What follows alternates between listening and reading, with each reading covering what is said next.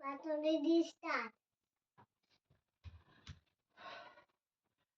मैं हूं डॉक्टर पार्थ और आज फिर से हम एक बार मैसूर साम्राज्य को लेकर के आपसे जुड़ रहे हैं और आज मैसूर साम्राज्य का भाग तीसरा है जिसे आज हम पढ़ेंगे। ठीक है, अब तक हमने मैसूर साम्राज्य में यानी पहले भाग में और दूसरे भाग में क्या जाना, तो उसे हम थोड़ा सा आज कनेक्ट कर लेते हैं और फिर से हम मैसूर भाग तीसरे को आज प्रारंभ करेंगे जिसमें हम पढ़ेंगे प्रथम आंग्ल मैसूर युद्ध। तो चलिए प्रारंभ करते हैं मैसूर साम्राज्य का प्रारंभिक स्तर, यानी कहां से मैसूर साम्राज्य का उदय हुआ, कैसे मैसूर में हैदर अली आए, हैदर अली से पहले मैसूर में कौन था, उससे पहले मैसूर में कौन था और उससे पहले मैसूर में किसका शासन था। तो चलिए प्रारंभ करते हैं। तो जैसा कि आप जानते हैं कि 1191 यानी तराइन का प्रथम युद्ध, ये तराइन का प्रथम युद्ध होता है मोहम्मद गोरी और पृथ्वीराज चौहान से। जी हाँ, पृथ्वीराज चौहान जो एक भारतीय शासक थे और मोहम्मद गोरी जो गौर प्रदेश का था और उसने भारत पर आक्रमण किया और 1191 में तराइन नामक स्थान पर यानी दिल्ली से कुछ दूरी पर समझिए, वहां पर एक युद्ध होता है दोनों के बीच और इस युद्ध में तराइन के प्रथम युद्ध में जो मोहम्मद गोरी है वो हार जाता है। लेकिन मोहम्मद गोरी देखता है कि गलतियां क्या हुई और फिर उसमें सुधार करता है और 1192 में तराइन का दूसरा आक्रमण मोहम्मद गोरी कर देता है। ठीक, तराइन का के दूसरे आक्रमण में जब आक्रमण होता है उस युद्ध में, तराइन के दूसरे युद्ध में पृथ्वीराज चौहान जो हैं वो हार जाते हैं और युद्ध के मैदान में ही मार दिए जाते हैं।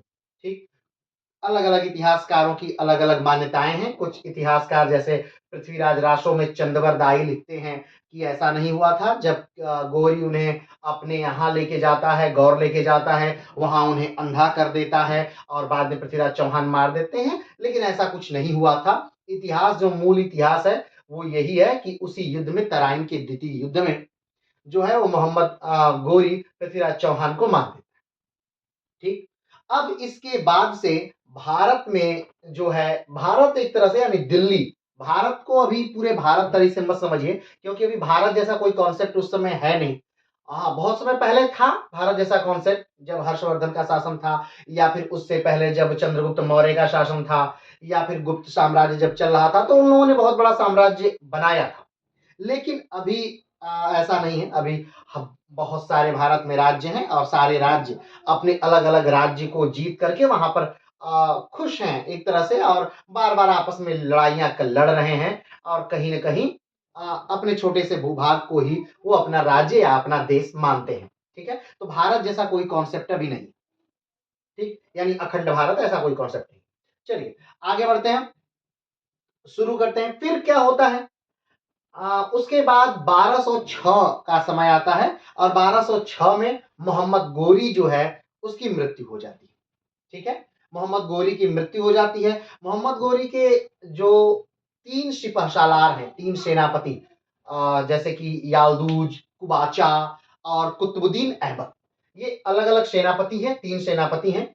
बताइएगा ये तीन सेनापति उस समय कहाँ कहाँ थे जब जब गौरी की मृत्यु होती है 1206 में। तो उस समय एक जो सेनापति है यानी कि कुतुबुद्दीन ऐबक, वो दिल्ली वाले क्षेत्र में है और उधर गौरी की मृत्यु होती है और इधर कुतुबुद्दीन ऐबक अपने आप को भारत का एक तरह से शासक या दिल्ली का प्रतिनिधि घोषित कर देता है। ठीक, और यहाँ का शासन और प्रशासन चलाने लगता है। इसके साथ ही भारत में गुलाम वंश की स्थापना हो जाती है और ये जो समय काल है यानी मोहम्मद गोरी के समय से ही एक तरह से जो भारत का समय काल है, इसी को सल्तनत काल के नाम से जानते हैं। एक तरह से ये भी कहा जा सकता है कि पृथ्वीराज की मृत्यु के बाद से भारत में सल्तनत काल प्रारंभ होता है और इब्राहिम लोदी की मृत्यु से भारत में सल्तनत काल समाप्त हो जाता है। ठीक है, तो सल्तनत काल का प्रारंभ होता है और बड़े 1206 में ही कुतुबुद्दीन ऐबक द्वारा गुलाम वंश की नींव डाल दी जाती है। ठीक, 1206 से लेकर के 1290 तक गुलाम वंश भारत में बड़े आराम से और बेहतर ढंग से चलता है। चूँकि कुतुबुद्दीन ऐबक के निर्देशन में नहीं हम कह सकते, क्योंकि 1210 में ही कुतुबुद्दीन ऐबक की मृत्यु हो गई थी चौगान खेलते समय, घोड़े से गिर करके लाहौर में ही। तो वहीं पर लाहौर में ही कुतुबुद्दीन ऐबक का मकबरा भी है, और लाहौर उस समय राजधानी थी कुतुबुद्दीन ऐबक की, ठीक?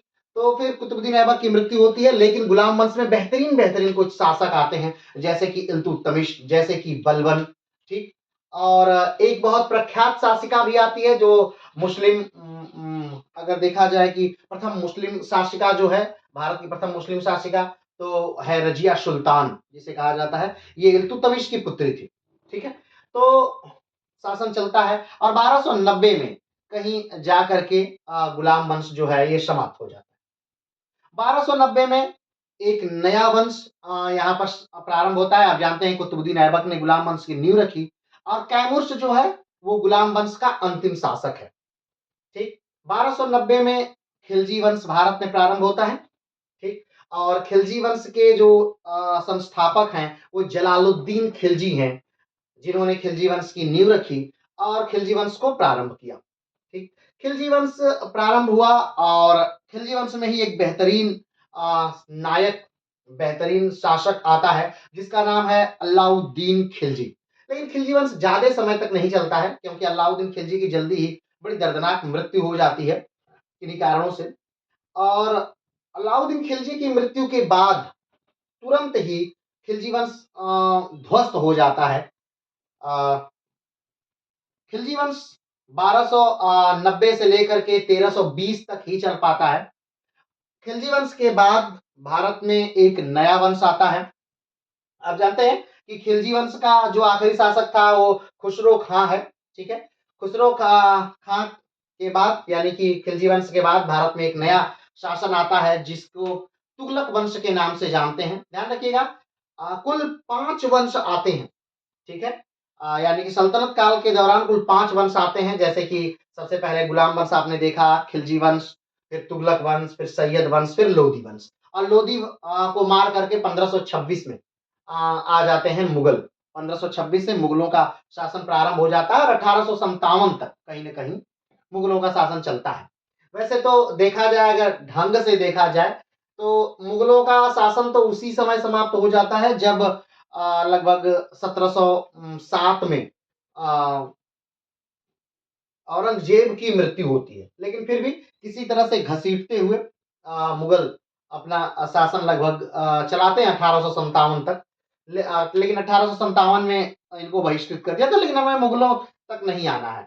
हमें गुलाम वंश खत्म हुआ, खिलजी वंश समाप्त हुआ, और अब तुगलक वंश की बारी है। तुगलक वंश का प्रारंभ होता है 1320 से, और 1320 से लेकर 1414 तक तुगलक वंश चलता है, ठीक है? लेकिन 1398 के बाद तुगलक वंश नाम मात्र का ही है, क्योंकि 1398 में भारत पर एक बहुत बड़ा आक्रमण होता है, जिसे तैमूर लंग के आक्रमण के नाम से जानते हैं, ठीक है? और उसके बाद लगभग तुगलक वंश समाप्त ही हो जाता है, किसी तरह घीस-तीर के चलता है, और फिर 1414 में खिज्र खां एक नए वंश की स्थापना कर देता है, सैयद वंश। और फिर खिज्र खां की हत्या करके बहलोल लोदी जो है वो एक नए वंश की स्थापना कर देता है, लोदी वंश। लोदी वंश अच्छा चलता है, सिकंदर लोदी काफ़ी अच्छा चलाता है उसे। लेकिन फिर इब्राहिम लोदी की हत्या हो जाती है पानीपत के प्रथम युद्ध में, और बाबर ने भारत में मुगल वंश की नींव डाली। ठीक है? लेकिन हम जहां अभी बात कर रहे हैं तुगलक वंश की, यानी 1320 से 1414 तक का जो समय है, ये अब कारण क्या है? इस समय काल को हम क्यों बात कर रहे हैं? इस समय काल को इसलिए बात कर रहे हैं क्योंकि इस समय काल के अंतर्गत एक शासक तुगलक वंश के अंतर्गत शासन करता है, जिसका नाम है मोहम्मद बिन तुगलक। एमबीटी के शॉर्ट फॉर्म से इसे जानते हैं, एमबीटी के नाम से। तो मोहम्मद बिन तुगलक इस शासन काल में, यानी तुगलक वंश के जो संस्थापक है वो गयासुद्दीन तुगलक है, और गयासुद्दीन तुगलक का ही लड़का है मोहम्मद बिन तुगलक, जो अपने पिता को मार करके गद्दी पर बैठा है, ठीक? लेकिन कहा जाता है कि यह सल्तनत काल का सबसे विद्वान आदमी तो था, लेकिन एक तरह से ये बहुत बेवकूफ राजा था, राजा रहा, यानी एक बेहतर राजा नहीं रहा, कहने का मतलब ये है। इसी के समय में, ठीक है, अब कहानी का यहाँ से दूसरा मोड़ शुरू होता है, वो आप समझने का प्रयास करिएगा। तुगलक वंश जब चल रहा है उसी समय 1336 में जो मोहम्मद बिन तुगलक है, इसका शासनकाल 1325 से लेकर के 1351 तक है। ठीक है, मोहम्मद बिन तुगलक का शासनकाल 1325 से लेकर 1320 से 1325 तक गयासुद्दीन तुगलक शासन करता है, जो कि तुगलक वंश का संस्थापक है। 1325 में मोहम्मद बिन तुगलक गयासुद्दीन तुगलक की हत्या कर देता है और खुद राजा बन जाता है। ठीक, 1325 में गयासुद्दीन तुगलक का शासनकाल प्रारंभ होता है, जो 1351 तक चलता है, यानी काफी लंबा शासन करता है ये, 1351 तक चलता है। और इसकी जो मृत्यु है ये ठट्टा में होती है। ठट्टा वर्तमान पाकिस्तान में है ठट्टा, ठीक है, उस वहीं पर इसकी मृत्यु होती है। तो इसी के शासनकाल में, यानी 1336 की बात है, ठीक है, 1336 यहाँ पर लिखा है, 1336 में जो है काकतीय वंश एक शासन, जो दक्षिण भारत का एक राज्य है, काकतीय वंश जो है, वो लगान देने से मना कर देते हैं तुगलकों को। ठीक है, तुगलकों को काकतीय वंश लगान देने से मना कर देते हैं, तुगलक उस पर आक्रमण करते हैं और काकतीय वंश के दो प्रमुख सिपाही सालार ऑफिसर को गिरफ्तार कर लेते हैं, जिनका नाम क्या है, तो उनका नाम है हरिहर और बुक्का। उनका नाम क्या है, हरिहर और बुक्का। ये काकतीय वंश के दो अफसर हैं जिनको तुगलक गिरफ्तार कर लेते हैं, गिरफ्तार करके दिल्ली लाया जाता है। ठीक, और मोहम्मद बिन तुगलक के दरबार में पेश किया जाता है। मोहम्मद बिन तुगलक इनको इस्लाम ग्रहण कराने का आदेश देते हैं, इन्हें इनका धर्म परिवर्तन कराया जाता है और इनको फिर तुगलक वंश में ही एक उच्च पद दे दिया जाता है, यानी कि सेना में ऑफिसर बना दिया जाता है, एक तरह से समझिए इनको, हरिहर और बुक्का को।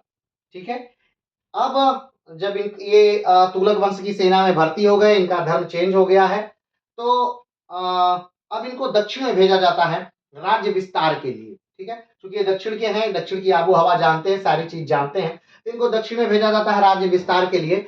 और ये दक्षिण में आते हैं और इनसे कहा जाता है कि उस समय इनके एक व्यक्ति मिलते हैं जिनका नाम है विद्यारण, और विद्यारण के संपर्क में आकर के विद्यारण फिर से इनको कन्वर्ट करते हैं, फिर से इन्हें हिंदू बनाते हैं और विद्यारण के संपर्क में आके एक ये वंश प्रारंभ करते हैं और इसी को विजयनगर साम्राज्य के तौर पर जाना जाता है। 1336 में विजयनगर साम्राज्य की स्थापना होती है।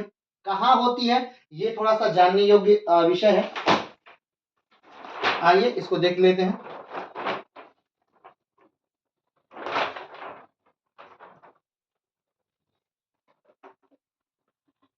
ये हमारा भारत है, ठीक है, ये हमारा भारत है और भारत जब जान रहे हैं कि भारत का सबसे उत्तरी छोर जो है वो इंदिरा कौल है, दक्षिणी छोर जो है वो इंदिरा पॉइंट है। भारत का स्थली भूमि का जो दक्षिणी छोर है वो कन्याकुमारी है। भारत के पूर्वी भूमि का जो पूर्वी छोर है वो किबिथु है, पश्चिमी छोर जो है वो गुहार मोती है। भारत में कुल 28 राज्य हैं और 8 केंद्र शासित प्रदेश हैं। सबसे बड़ा राज्य राजस्थान है, सबसे छोटा राज्य जो है वो गोवा है। जनसंख्या की दृष्टि से सबसे बड़ा राज्य उत्तर प्रदेश है और जनसंख्या की दृष्टि से सबसे छोटा राज्य जो है वो सिक्किम है। ठीक है, भारत के कुल 9 तटवर्ती राज्य हैं, गुजरात, महाराष्ट्र, गोवा, कर्नाटक, केरल, तमिलनाडु, आंध्र प्रदेश, ओडिशा और पश्चिम बंगाल, ये 9 कुल तटवर्ती राज्य हैं। भारत के बीचों बीच कर्क रेखा गुजरती है, चूंकि भारत उत्तरी गोलार्ध का देश है। कर्क रेखा कर्क रेखा 8 राज्यों से गुजरती है। सबसे लंबी कर्क रेखा मध्य प्रदेश और सबसे छोटी कर्क रेखा की लंबाई जो है वो राजस्थान में है। गुजरात, राजस्थान, मध्य प्रदेश, छत्तीसगढ़, झारखंड, पश्चिम बंगाल, त्रिपुरा और मिजोरम से होकर के कर्क रेखाएं गुजरती है। तो ये मेरा अब वर्तमान भारत है। ठीक है, तो वर्तमान भारत में नदियों के हिसाब से भी विभाजन है, एक जो उत्तरी नदियां हैं और दूसरी जो दक्षिणी नदियां हैं। उत्तरी नदियां जो है वो सदा नीरा है, क्योंकि ये ग्लेशियर से निकलती हैं, बर्फ से निकलती हैं, इसलिए हमेशा पानी पिघलता रहता है और ये नदियां हमेशा 12 महीने बहती रहती हैं। लेकिन दक्षिणी जो नदियां हैं ये चूंकि सदा नीरा नहीं है, कारण इसका क्या है कि क्योंकि ये जो बारिश का पानी होता है कहीं ना कहीं वही नदियों में बहता है, इसलिए सदा नीरा नदियां नहीं है। तो उत्तर भारत की आप जानते हैं सबसे लंबी नदी जो है वो गंगा है और दक्षिण भारत की, भारत से में बहने वाली और भारत से निकलने वाली नदी जो है वो गंगा है। मतलब भारत से निकलने वाली नदी, भारत की नदी सबसे लंबी नदी गंगा है। और जो दक्षिण भारत की सबसे लंबी नदी है वो गोदावरी है, ठीक है। गंगा की लंबाई आप जानते हैं 25-25 है और गोदावरी की लंबाई जो है 1465 है, ठीक है। 1465 किलोमीटर है, ठीक है। तो गोदावरी कहाँ से निकलती है? तो त्र्यंबकेश्वर से निकलती है। महाराष्ट्र में एक जिला है नासिक और नासिक में एक स्थान है त्र्यंबकेश्वर। त्र्यंबकेश्वर से गोदावरी निकलती है और अपना जल आंध्र प्रदेश के इन भागों में गिरा देती है। गोदावरी की जो सहायक नदियां हैं वो वेनगंगा, पेनगंगा, प्राणहिता, प्रवरा, पूर्णा, मंजिरा और इंद्रावती नदियां हैं, ठीक है। गोदावरी की जो सहायक नदियां हैं, ठीक। तो अब ध्यान रखिएगा ये गोदावरी नदी है जो कि महाराष्ट्र के नासिक जिले के त्र्यंबकेश्वर से निकल रही है, ठीक। और ये जो नीचे तीन बड़ी नदियां हैं दक्षिण भारत में, एक गोदावरी है, दूसरा कृष्णा है और तीसरा जो है वो कावेरी है। जो गोदावरी है इसी की कुछ सहायक नदियां हैं, जैसे हमने बताया वेनगंगा, पेनगंगा, प्राणहिता, प्रवरा, पूर्णा, मंजिरा, इंद्रावती। वैसे ही कृष्णा की भी कुछ सहायक नदियां हैं। तो कृष्णा का जो एक ये नदी कृष्णा है, कृष्णा जो है वो भी महाराष्ट्र के महाबलेश्वर से निकलती है। कृष्णा महाराष्ट्र के महाबलेश्वर से निकलती है और इसमें एक नदी नीचे से ऊपर की तरफ आती है, उसका नाम तुंगभद्रा है। तुंगा और भद्रा दो नदियां आपस में मिलकर तुंगभद्रा बनाती हैं और जाकर के कृष्णा में क्या होती है, मिल जाती हैं, ठीक है। तो अब तुंगभद्रा जो है, अब तुंगभद्रा और ये कृष्णा और गोदावरी, ठीक है। कृष्णा और गोदावरी का जो ये भाग है इसे तुंगभद्रा दोआब के नाम से जानते हैं, ठीक है। किसके नाम से जानते हैं? कृष्णा तुंगभद्रा दोआब के नाम से जानते हैं। तो ये कृष्णा के नीचे इसी में, इस क्षेत्र में, ये जो क्षेत्र है ना, इसी क्षेत्र में इनका मूल था विजयनगर साम्राज्य का, जो 1336 में स्थापित हुआ, ठीक है। ये यहाँ ये मुख्य भाग है। इसे रायचूर के दोआब के नाम से जान लेते हैं। रायचूर का दोआब या तुंगभद्रा दोआब के नाम से जानते हैं, ठीक है। तो ये मुख्य है जहां पर विजयनगर साम्राज्य की स्थापना होती है और विजयनगर साम्राज्य की स्थापना हमने पहले ही बताया कौन करता है, हरिहर और बुक्का नामक दो भाई करते हैं, ठीक है। क्योंकि इसका बताने का तात्पर्य बस ये है कि कृष्णा के जो नीचे है, ठीक है, कृष्णा के नीचे ये सदा से विजयनगर साम्राज्य चलेगा, ठीक है। और एक और वंश की स्थापना होगी, ठीक है। उस वो वंश कहां चलेगा? कृष्णा के ऊपर, ठीक है। वो वंश कहां चलेगा? कृष्णा के ऊपर चलेगा। उस वंश का नाम क्या है? बहमनी साम्राज्य का नाम है। और उसकी स्थापना कब होती है? 1347 में। उसकी स्थापना कब होती है? 1347 में स्थापना कौन करता है? तो हसन गंगू नामक एक व्यक्ति करता है 1347 में। 1336 में विजयनगर साम्राज्य की स्थापना और 1347 में बहमनी साम्राज्य की स्थापना।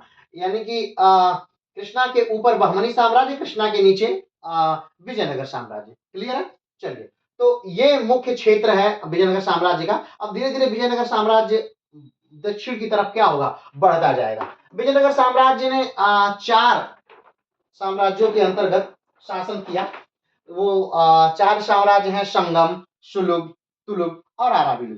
लेकिन 1565 में एक युद्ध होता है, जो तुलुग राजवंश है, संगम, सुलुग, तुलुग, जो तुलुग राजवंश है, जिसमें कि कृष्णदेव राय जैसा महान राजा हुआ। जब बाबर का भारत में आक्रमण होता है और 1526 में जब बाबर भारत में पहला पहला नहीं, वो तो चूंकि उसका पांचवा आक्रमण था एक तरह से, जब वो जीतता है 1526 में, जब वो जीतता है इब्राहिम लोदी से, इब्राहिम लोदी को मार देता है, तो उसने अपनी आत्मकथा लिखी थी जिसका नाम है तुझके बाबरी, जो तुर्की भाषा में थी। तुझके बाबरी लिखता है। तुझके बाबरी में जिन प्रमुख राजाओं का वो उल्लेख करता है उसमें कृष्णदेव राय का भी नाम है। कृष्णदेव राय जो है वो इसी विजयनगर साम्राज्य के तुलुग वंश से हैं।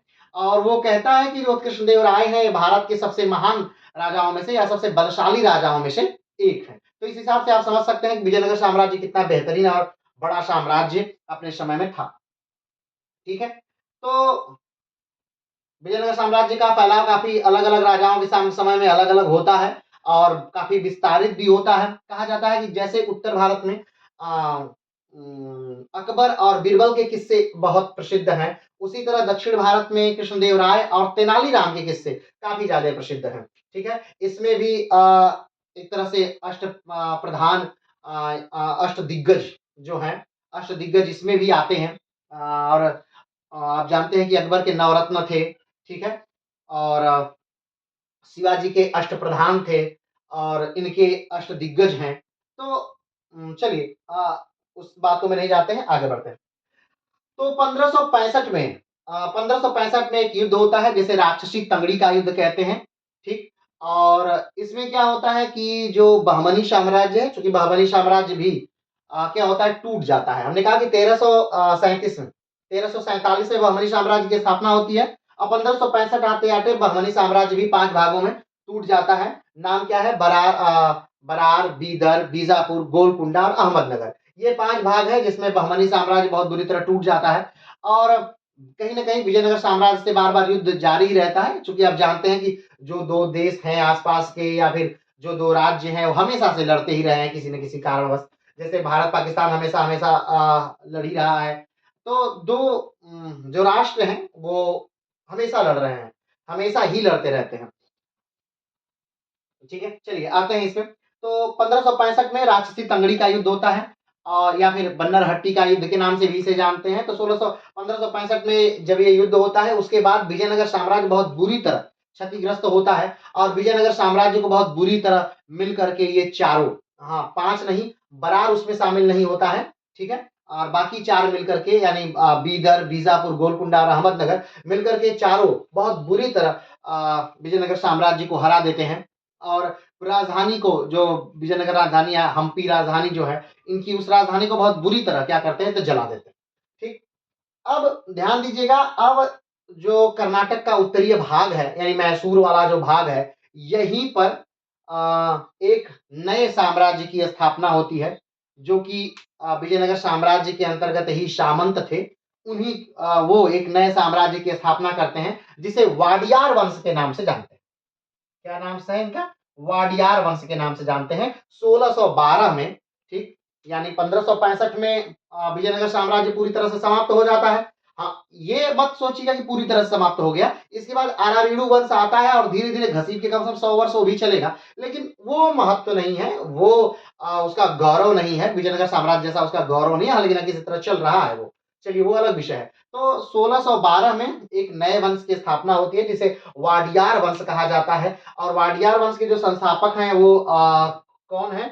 तो वेंकट द्वितीय हैं। कौन है? वेंकट द्वितीय 1612 में वाडियार वंश की क्या कर देते हैं? स्थापना कर देते हैं। कहाँ? मैसूर वाले क्षेत्र में। मैसूर कहाँ है? तो मैसूर कर्नाटक राज्य का एक बहुत बेहतरीन स्थान है, मैसूर, ठीक है? आज के डेट में मैसूर किसी नाम का मोहताज नहीं, कभी कर्नाटक राज्य का वो राजधानी भी हुआ करता था। कहा जाता है कि महिषासुर के नाम से मैसूर राज्य का नाम पड़ा है, अब जो भी इतिहास रहा हो। अब यहाँ पर हम उसकी बात नहीं कर रहे हैं, हम वाडियार वंश की बात कर रहे हैं। तो 1612 में वाडियार वंश की स्थापना कर देते हैं कौन? वेंकट द्वितीय। तो आप ध्यान दिए, सबसे पहले फिर से ध्यान दीजिएगा, जो तुगलक वंश है, तुगलक वंश चल रहा है। तुगलक वंश के अंतर्गत ही, तुगलक वंश के समय में ही दक्षिण भारत में 2 राज्य स्थापित होते हैं, एक विजयनगर साम्राज्य और तुगलक वंश में भी किसके शासनकाल के दौरान? एमबीटी के शासनकाल के दौरान, मोहम्मद बिन तुगलक के शासनकाल के दौरान, जिनका शासनकाल 1325 से लेकर 1351 तक चला। उन्हीं के शासनकाल के दौरान भारत में 2 राज्यों की क्या होती है?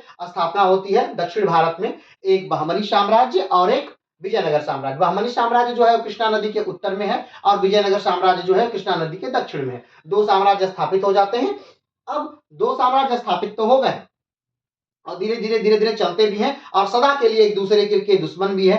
क्यों दुश्मन है? क्योंकि जो दोआब वाला क्षेत्र है इसके लिए और जो डेल्टाई क्षेत्र है पूर्व में, उसके लिए हमेशा इनका युद्ध होता रहता है। कहा जाता है कि भारत का पहला जो बारूद का प्रयोग था, वो भी इन्हीं के युद्धों के समय यानी विजयनगर और बहमनी साम्राज्य के युद्ध के दौरान ही पहली बार प्रयोग हुआ था बारूद, भारत में पहली बार। ठीक है? चलिए, आगे बढ़ते हैं।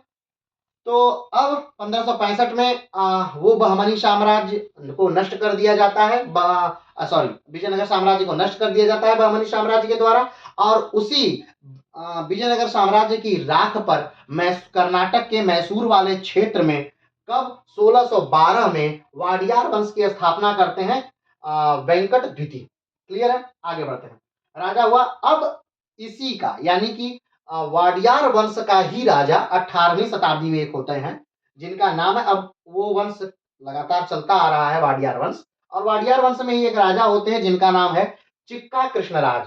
ठीक है? क्या नाम है इनका? चिक्का कृष्णराज। चिक्का कृष्णराज जब राजा बनते हैं तो वो अल्पवयस्क हैं। ठीक है? अभी वो कम उम्र के हैं तभी वो राजा बन गए हैं अब वो धीरे-धीरे अपना शासन सत्ता चला पाएँ, इससे पहले ही 2 भाई हैं, वो उनके शासन सत्ता को अपने कब्जे में ले लेते हैं। चिक्का कृष्णराज जो हैं, वो मात्र वाडियार वंश का एक नाम है, एक तमगा है। अब वो कठपुतली बन के रह गए हैं किसके? तो नंदराज और देवराज। नंदराज कौन है? तो प्रधानमंत्री हैं चिक्का कृष्णराज के दरबार में, और दूसरा देवराज जो है वो वित्त मंत्री हैं चिक्का कृष्णराज के दरबार में। क्लियर है? अब ध्यान रखिएगा, अब इन्हीं की सेना में, यानी कि वाडियार वंश की सेना में 18वीं शताब्दी में चिक्का कृष्णराज जब राजा थे और उनके मंत्री थे नंदराज और देवराज, तब एक व्यक्ति सैनिक के रूप में भर्ती होता है। कौन है वो? वो हैदर अली है। क्या नाम है? हैदर अली। चूंकि हैदर अली के एक जो पिता हैं वो भी वाडियार वंश की सेना में थे, तो हैदर अली भी सेना में ही भर्ती हो गए। चूंकि हैदर अली अनपढ़ हैं, ठीक है, हैदर अली को लिखना और पढ़ना नहीं आता है। धीरे-धीरे लेकिन 20 साल की सेवा देने के बाद हैदर अली को लोग जानने लगते हैं, लोग पहचानने लगते हैं, और 1755 में हैदर हैदर अली जो हैं वो फौजदार बना दिए जाते हैं। 1755 में क्या बना दिए जाते हैं? फौजदार बना दिए जाते हैं। ठीक। अब 1759, ध्यान रखिएगा, 1759 का समय है जब हैदर अली एक बड़ा करिश्मा करते हैं। सॉरी, चलिए, तो 1765 में क्या होता है? 1765 में हैदर अली क्या बना दिए गए? फौजदार बना दिए गए। क्यों? क्योंकि 20 साल तक इन्होंने अपनी सेवा दी है। कहाँ? वाडियार वंश में 20 साल तक सेवा देते हैं, और 20 साल के दौरान ये काफी बेहतरीन कार्य करते हैं, ताकि ये नंदराज और देवराज की आंखों में आ पाते हैं, और इनको डिंडीगुल का इन्हें क्या बना दिया जाता है? डिंडीगुल का इन्हें फौजदार नियुक्त कर दिया जाता है। ठीक है, कमेंट बॉक्स में बताइएगा डिंडीगुल कहाँ है, क्योंकि पिछले वीडियो में हम बता चुके हैं। ठीक है, अब डिंडीगुल का इन्हें क्या बना दिया गया? फौजदार नियुक्त कर दिया गया। डिंडीगुल जो है उस समय सैनिकों का प्रशिक्षण केंद्र भी था। ठीक है, सैनिकों का क्या है? प्रशिक्षण केंद्र भी है डिंडीगुल। तो हैदर अली अब फौजदार हैं, और 1755 में ही हैदर अली जो है वो फ्रांसीसियों से मिल करके अपने डिंडीगुल में एक बेहतरीन शस्त्रागार की स्थापना करते हैं। शस्त्रागार की स्थापना क्यों करते हैं? क्योंकि वो जानते हैं कि जिस हिसाब से यूरोप में अब लड़ाइयाँ हो रही हैं, या यूरोपीय लड़ाइयाँ हो रही हैं, या जिस हिसाब से हमारे दुश्मन हैं, तो उनके पास आधुनिक शस्त्र हैं। तो हम इस पुराने शस्त्रों से नहीं लड़ सकते हैं, हम पुरानी पद्धतियों पर नहीं लड़ सकते हैं, हमें अपना शस्त्र बदलना होगा, हमें लड़ने के तरीके बदलने होंगे। तो इसलिए वो आधुनिक शस्त्रागार की स्थापना, सोचिए, फौजदार बनते ही 1755 में फौजदार बनते हैं डिंडीगुल का, और 1755 में ही फ्रांसीसियों की मदद से वो डिंडीगुल में शस्त्रागार की स्थापना भी कर देते हैं। अब आप सोच रहे होंगे कि फ्रांसीसी क्यों उनकी मदद कर रहे हैं? तो फ्रांसीसी इसलिए मदद कर रहे हैं कि जो कर्नाटिक वार हो रहा था दक्षिण में, उस समय जो ये हैदर अली हैं, ये फ्रांसीसियों का साथ देते हैं, इसलिए फ्रांसीसी जो है इनके सहयोगी हैं। अंतिम समय तक फ्रांसीसी इनके सहयोगी कहीं न कहीं बने रहेंगे। ठीक है, आगे बढ़ते हैं। 1755 में आधुनिक शस्त्रागार की स्थापना होती है। 1761 में जब 55 में ये शस्त्रागार की स्थापना करते हैं, 55 में ही ये फौजदार बनाए जाते हैं, और जब ये देखते हैं कि भाई हम बहुत बेहतरीन, अब कहीं न कहीं 59 में 1500 सॉरी 1759 में अ, ये मराठाओं को हरा देते हैं। ठीक है, कौन? हैदर अली 1759 में मराठाओं को हरा देते हैं। उस समय मराठाओं को हराना, बैंगलोर में, उस समय मराठाओं को हराना बहुत ही कठिन कार्य माना जाता था, क्योंकि ध्यान रखिएगा 1758, 1759, 1760 का वो दौर है जब मराठे बहुत ज्यादा ताकतवर हैं। क्यों? क्योंकि इस समय मराठों का साम्राज्य अटक से लेकर कटक तक फैला हुआ है। ये मराठे वो है जो पूरे हिंदुस्तान पर इस समय राज कर रहे हैं। बंगाल के नाक में दम किए हुए हैं, बंगाल को उड़ीसा देना पड़ गया है। ठीक है, उधर दिल्ली को जाकर के 60 में ये जीत लिए हैं। दिल्ली को कई कई बार ये बाजीराव जीत चुके हैं। इनके यानी कि इनके पिताजी जो अभी पेशवा हैं, उनके पिताजी ही कई कई बार जाकर दिल्ली को जीत चुके हैं। तो इस समय तक मराठों का साम्राज्य काफी विस्तृत है, और मराठे काफी मजबूत हैं। तो मराठों को हराना थोड़ा सा नामुमकिन जैसा है, लेकिन हैदर अली मराठों को 1759 में हराते हैं, और इसी के बदले उनको नवाब ऑफ मैसूर की उपाधि दे दी जाती है। किसको? हैदर अली को। ठीक है, और इनका मान सम्मान जो है वो काफ़ी बढ़ जाता है। अब 1761 में हैदर अली एक कार्य करते हैं कि अब देख चुके हैं कि 17 हम काफ़ी मजबूत हो चुके हैं, हमने अपने सैनिकों को आधुनिक अ, पद्धति पर ट्रेंड कर लिया है, हमारे पास काफ़ी शस्त्र हैं, तो ये सत्ता परिवर्तन कर देते हैं और पूरी जो सत्ता है वो अपने हाथ में केंद्रित कर लेते हैं हैदर अली। अब 1761 में ध्यान रखिएगा, एक सैनिक जो भर्ती हुआ था सेना में एक छोटे से सिपाही के पद पर वाडियार वंश में, वो सैनिक अब पूरी तरह से सत्ता अपने हाथों में लेकर के सत्ता का परिवर्तन कर दिया और स्वयं क्या बन बैठा, पूरा मालिक बन बैठा। यानी सारी सत्ता का अब केंद्र बिंदु कौन है, हैदर अली है। तो 1761 से हैदर अली के हाथ में पूरी सत्ता है। ठीक है। अब जो उस समय का माहौल है वो भी कहीं ना कहीं हैदर अली के पक्ष में है। अब आप सोचेंगे कैसे पक्ष में है, तो आइए 1761 का थोड़ा सा माहौल देख लेते हैं। 1761 में जो भारत की सबसे ताकतवर सेना है वो कौन थी? 1761 में भारत का सबसे ताकतवर सेना मराठे हैं। तो मराठे उस समय अहमद शाह अब्दाली से युद्ध लड़ चुके हैं। ठीक है, याद करिएगा जनवरी का वो महीना जब अहमद शाह अब्दाली और मराठे पानीपत के मैदान में लड़े थे। ठीक है, अहमद शाह अब्दाली का साथ दिया था अवध के नवाब ने। ठीक, और मराठों का और सूरजमल ने भी कहा जा सकता है। ठीक है, तो और मराठे दक्षिण से जाकर के उत्तर में लड़े थे। एक जब तक प्रथम विश्व युद्ध और द्वितीय विश्व युद्ध नहीं हो गया था तब तक पानीपत का तीसरा युद्ध जो था उसमें सबसे ज्यादा लोग आज तक के मरने वाले थे। उससे ज्यादा लोग किसी भी युद्ध में, विश्व के किसी भी युद्ध में एक दिन में नहीं मारे गए थे। तो उतने लोग एक दिन में मारे जाते हैं पानीपत के तृतीय युद्ध में। सदाशिवराव भाऊ जो है, जो चीमाजी अप्पा के लड़के हैं और जो बाजीराव के भतीजे हैं, वो इस पानीपत के तृतीय युद्ध का नेतृत्व किए थे। वैसे कागज पर अगर देखा जाए तो वास्तविक नियंत्रण तो सदाशिवराव भाऊ के हाथ में था, लेकिन कागजों पर अगर देखा जाए तो विश्वास राव के हाथ में था। और विश्वास राव कौन है? तो नाना साहब के लड़के हैं विश्वास राव। ठीक है, आप नाना साहब किसको समझ रहे हैं? नाना साहब आधुनिक में भारत में मत समझने लगिएगा, बाजीराव के लड़के हैं नाना साहब। बालाजी, जिन्हें बालाजी बाजीराव के नाम से जाना जाता है, लेकिन उन्हें नाना साहब के नाम से ही वो फेमस है। ठीक है, तो नाना साहब जो हैं वो क्या करते हैं, वो अपने बेटे को इस पानीपत के तृतीय युद्ध में भेजते हैं और पानीपत के तृतीय युद्ध में विश्वास राव मार दिए जाते हैं। ठीक, पानीपत के तृतीय युद्ध में सदाशिवराव भाऊ जो है वो मार दिए जाते हैं। पानीपत के तृतीय युद्ध में जो है वो शमशेर बहादुर जो कि बाजीराव के दूसरे लड़के हैं यानी मस्तानी के लड़के हैं, वो भी इस युद्ध में बहुत बुरी तरह घायल हो जाते हैं। कुछ दिन बाद उनकी मृत्यु हो जाती है। ठीक है, तो एक बहुत बड़ी ट्रेजेडी होती है मराठों के साथ और मराठों की बहुत बड़ी सेना वहां पर मारी जाती है।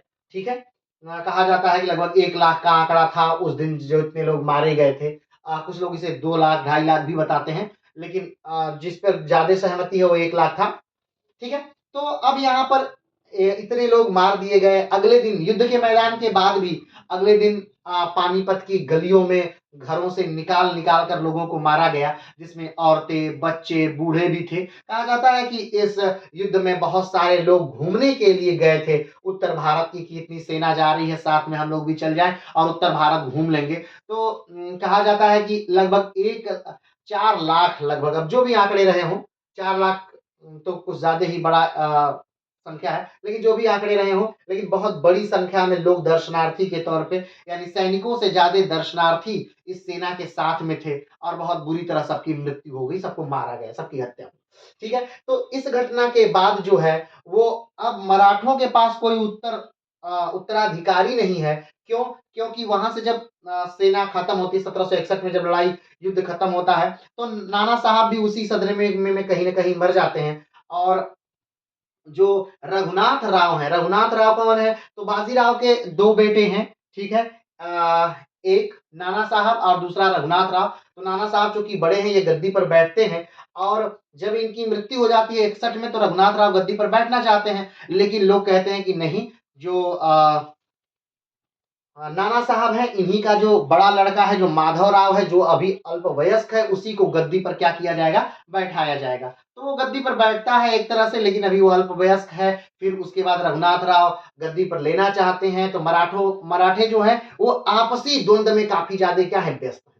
तो मराठा में आपसी कलह बहुत ज़्यादा इस समय हो रही है, तो वो हैदर अली के लिए सबसे सही समय है। अब आप समझ सकते हैं कि कैसे सही समय है, ठीक है? तो आप सोच रहे होंगे क्या उस समय सिर्फ मराठे ही थे? तो क्या यूरोपीय नहीं थे? क्योंकि 1761 में जब ये बन रहा है, अरे राजा बन रहा है, उस समय तो 1757 में प्लासी का युद्ध भी हो चुका था। हाँ, प्लासी का युद्ध हो चुका था, लेकिन अंग्रेज अभी उतने बड़ी शक्ति नहीं हो गए थे कि उधर वो दक्षिण में आकर के लड़ सके, क्योंकि दक्षिण में फ्रांसीसी भी थे।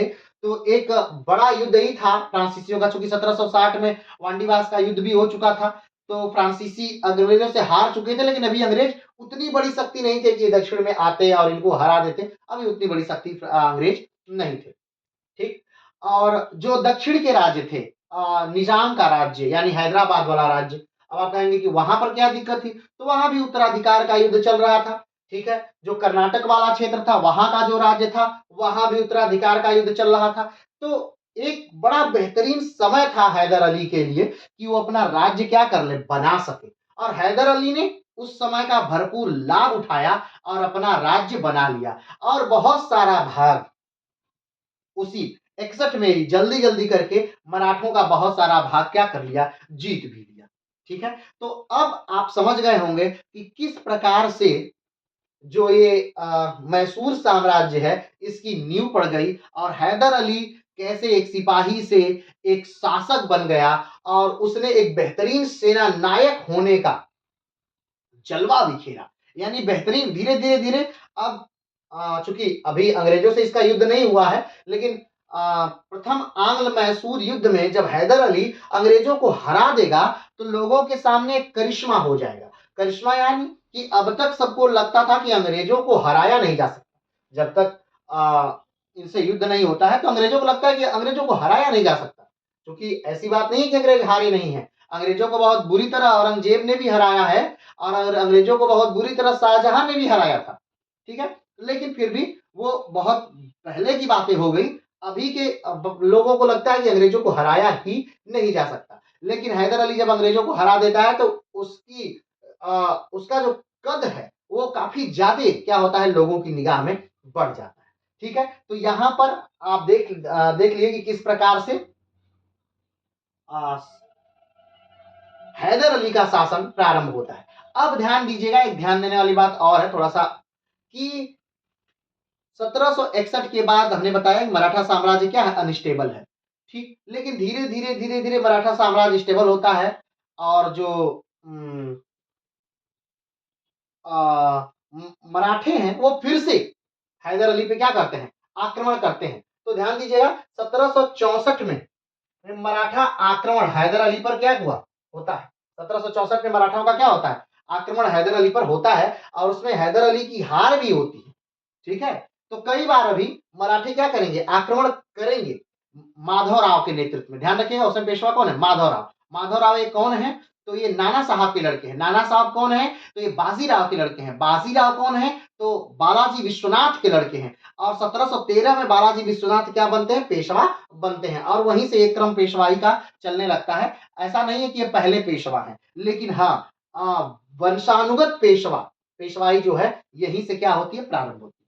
चलिए, अभी हम लोग आते हैं फिर से हैदर अली पे। अब देखते हैं कि हैदर अली ने किस प्रकार अपने शासन सत्ता को बढ़ाया और क्या कारण था कि अंग्रेजों से उसका प्रथम आंग्ल मैसूर युद्ध 1767 में क्या होता है, हो जाता है। तो ध्यान दीजिएगा, हमने बताया कि 1761 में कई घटनाएं हुई। 1761 भूलने वाला समय नहीं है। 1761 अब क्या क्या हुआ है, एक बार थोड़ा सा फिर से 1761 को देख लीजिए, फिर हम इस घटना पे आते हैं। 1761 में पहला कार्य होता है कि पानीपत का तृतीय युद्ध होता है। ठीक, 1761 पानीपत का तृतीय युद्ध हुआ। 1761 नाना साहब की मृत्यु हुई। ठीक, 1761 शमशेर बहादुर की मृत्यु हुई। ठीक, 1761 सदाशिवराव भाऊ की मृत्यु हुई।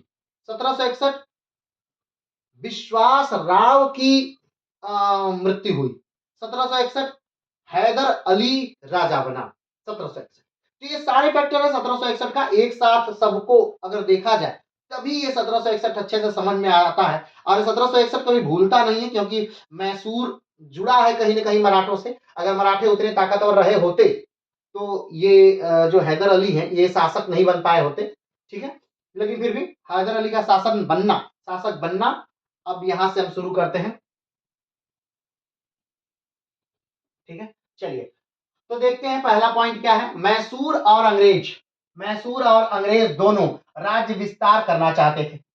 कारण क्या है? प्रथम आंग्ल मैसूर युद्ध जो हुआ कब हुआ? 1767 से लेकर के 1769 तक हुआ प्रथम आंग्ल मैसूर युद्ध। तो प्रथम आंग्ल मैसूर युद्ध जो 1767 से लेकर 1769 तक हुआ, आखिर क्या कारण था? क्या कारण था कि मैसूर में ये युद्ध हुआ? ठीक है, तो आइए, पहला कारण जो था वो था मैसूर और अंग्रेज दोनों का राज्य विस्तार चाहना। क्योंकि मैसूर अभी नया नया राज्य बना था, तो मैसूर को अपने राज्य की सीमाओं को बढ़ाना था। राज्य की सीमाओं को क्यों बढ़ाना था? क्योंकि जब कोई राज्य बड़ा होता है तभी उस राज्य से ज्यादा इनकम प्राप्त होती है, ज्यादा अच्छी भूमियां होती हैं, तभी उस राज्य से ज्यादा इनकम प्राप्त होता है। और तभी आप जब ज्यादा इनकम प्राप्त होगा तभी आप ज्यादा बड़ी सेना रख सकते हैं, अच्छे हथियार खरीद सकते हैं, अच्छे से अपने राष्ट्र की को सुरक्षित रख सकते हैं। तो एक तरफ हैदर अली भी अपने राज्य को बढ़ाने के लिए सोच रहा था बहुत तेजी से, और दूसरी तरफ अंग्रेज भी अपने राज्य को बहुत तेजी से बढ़ाने के लिए सोच रहे हैं। तो स्वाभाविक बात है कि अगर दोनों एक आगे बढ़ते जाएंगे तो एक समय ऐसा आएगा कि ये दोनों क्या हो जाएंगे? टकराएंगे, युद्ध लड़ना पड़ेगा ही पड़ेगा। क्योंकि एक क्षेत्र पर दो लोग कब्जा कैसे कर सकते हैं? एक क्षेत्र पर तो एक ही लोग कब्जा कर सकते हैं। तो ये प्रमुख कारण है टकराने का कि दोनों अपने राज्य क्षेत्र को क्या करना चाह रहे थे? विस्तारित करना चाह रहे थे, अंग्रेज भी और हैदर अली भी। तो ये प्रथम कारण है। अगला कारण देखते हैं। हैदर अली का झुकाव जो है वो फ्रांस की तरफ, ये भी एक प्रमुख कारण है कि हैदर अली जो है वो फ्रांसीसियों की तरफ से लड़ा भी था अंग्रेजों के खिलाफ, और वो फ्रांसीसियों को अंग्रेजों से ज्यादा बेहतर भी समझता था, और इसलिए वो फ्रांसीसियों से उसका लगाव काफी अच्छा है। ठीक है, फ्रांसीसियों की मदद से हमने बताया कि उसने डिंडीगुल में एक आधुनिक शस्त्रागार की स्थापना की। तो ये अंग्रेजों को कहीं ना कहीं बुरा लगता था, क्योंकि अंग्रेज जानते थे कि हम भारत को तभी नियंत्रित कर सकते हैं जब हम इन फ्रांसीसियों को हटाएंगे। क्योंकि आपको याद होगा कि अंग्रेजों ने वेदरा के युद्ध में जो है अंग्रेज पूरी तरह से हटा देंगे डचों को। तो उसी प्रकार से धीरे धीरे अंग्रेज सबको भारत से क्या करेंगे? निष्कासित करेंगे। तो जब सारे यूरोपियों को निकाल देंगे तभी तो भारत पर अंग्रेजों का बेहतरीन साम्राज्य स्थापित हो पाएगा। ठीक है, तो अंग्रेज जानते हैं कि इन फ्रांसीसियों को निकालना है, लेकिन अगर फ्रांसीसियों की मदद कोई भारतीय राजा कर रहा है तो निकालना थोड़ा सा कठिन हो जाएगा। ठीक है, तो ये भी एक कारण था कि अंग्रेज नहीं चाहते थे कि कोई भी भारतीय राजा जो है वो फ्रांसीसियों की मदद करे, यूरोपियों की मदद करे। सहायक संधि में हमने आपको पढ़ाया भी था कि सहायक संधि की जो प्रमुख शर्तें थी, उन शर्तों में से ये भी एक शर्त थी कि आप किसी भी यूरोपीय को, ठीक है, किसी भी यूरोपीय को अपने यहाँ जॉब पर यानी काम पर नहीं रखेंगे। आप किसी भी यूरोपीय को नौकरी नहीं देंगे। ठीक है, किसकी बिना कंपनी से पूछे। ठीक है, आप यूरोपीय सेना नहीं रखेंगे। ठीक है, तो कोई भी कार्य यानी बाकी किसी से कोई संबंध नहीं रखना है, किसी दूसरे यूरोपीय से कोई संबंध नहीं रखना है। कारण क्योंकि अंग्रेजों को अपनी सुरक्षा सबसे ज्यादा पहले प्यारी थी। चलिए आगे बढ़ते हैं। अगला कारण क्या है? प्रथम आंग्ल मैसूर युद्ध होने का अगला कारण क्या है? कन्नड़ तट पर हैदर अली ने एक जहाजी बेड़े को नष्ट कर दिया जो अंग्रेजों का था। यही युद्ध का तत्कालिक कारण था।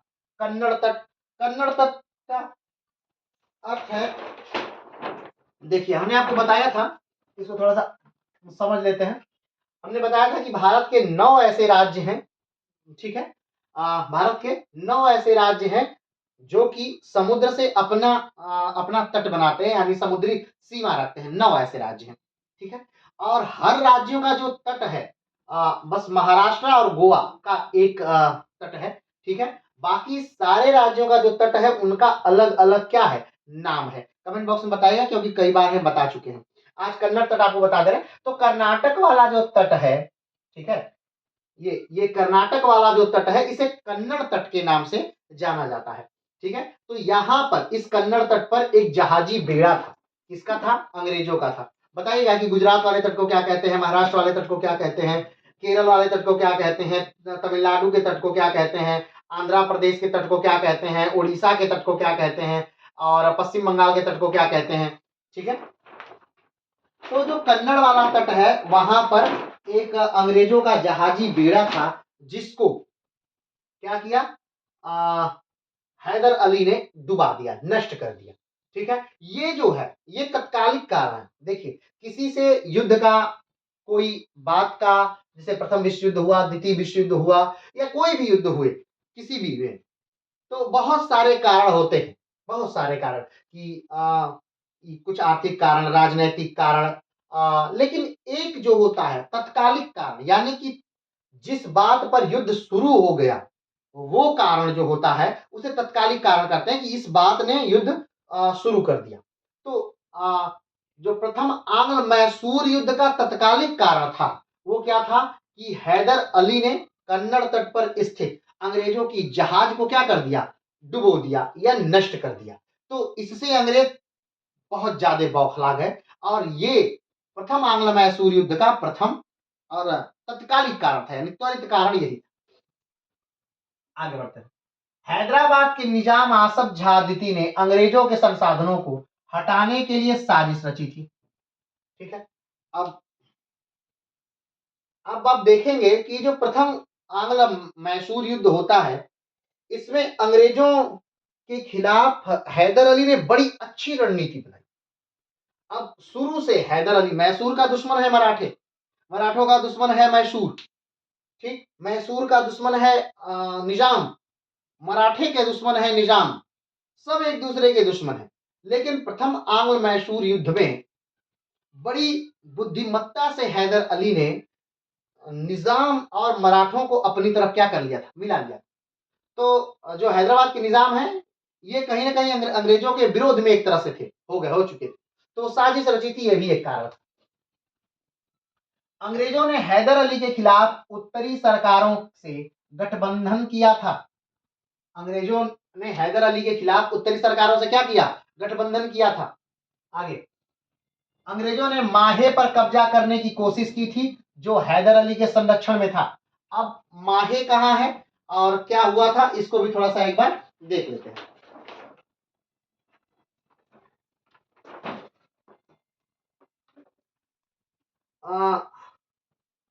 माहे, माहे क्या है, तो वर्तमान में माहे जो है वो पुडुचेरी का एक जिला है। ठीक है, पुडुचेरी क्या है, तो पुडुचेरी एक केंद्र शासित प्रदेश है। ठीक है, कहां पर है, तो आप देख लेते हैं, ये तो तमिलनाडु वाला क्षेत्र है, ये तमिलनाडु वाला क्षेत्र है, यहां पर है ये पुडुचेरी। ठीक है, यहां पर है पुडुचेरी। तो पुडुचेरी को लेकर के कुल उसके 4 जिले हैं। कौन कौन से, एक पुडुचेरी हो गया, दूसरा देखिए यहां पर है कराईकल, ये पुडुचेरी हो गया, दूसरा ये जो है ये कराईकल, ये भी जो है ये पुडुचेरी का ही हिस्सा है। ध्यान दीजिएगा, भारत में पहला एक केंद्र शासित प्रदेश है जिसका एक जगह नहीं कई जगह क्षेत्र बटा हुआ है। कहां कहां, तो पुडुचेरी यहां पर है, देख लीजिए कराईकल, ये भी पुडुचेरी का ही एक जिला है, यहां पर है। और यहां पर आपको मिल जाएगा केरल में एक जगह है माहे, हाँ ये माहे, यहाँ भी एक ये भी पुडुचेरी का ही एक भाग है। और यहाँ पर आंध्रा में भी पुडुचेरी का एक भाग आपको मिल जाएगा, हाँ यनम, ये भी पुडुचेरी का ही भाग है। ठीक है, तो आप देखें कि कुल 4 जिले वर्तमान में पुडुचेरी के कुल 4 जिले हैं।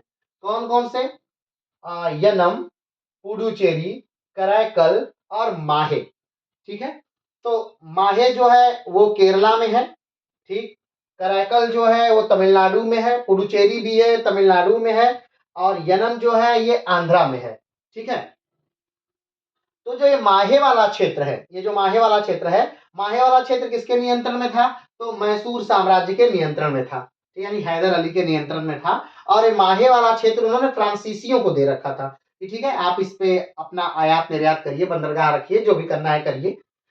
और इसी माहे वाले क्षेत्र पर अंग्रेजों ने क्या कर दिया, आक्रमण कर दिया। ठीक है, माहे वाले क्षेत्र पर अंग्रेजों ने क्या कर दिया, आक्रमण कर दिया।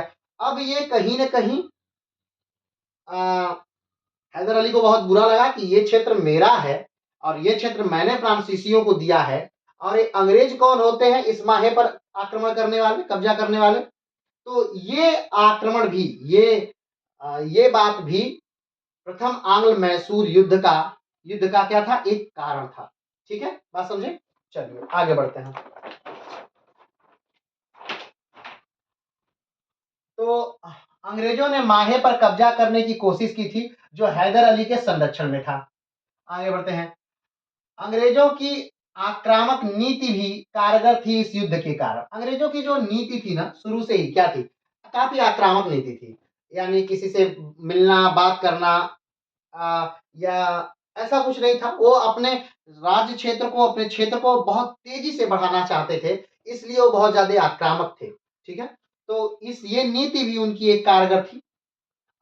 ये कारण था प्रथम आंग्ल मैसूर युद्ध। आगे बढ़ते हैं।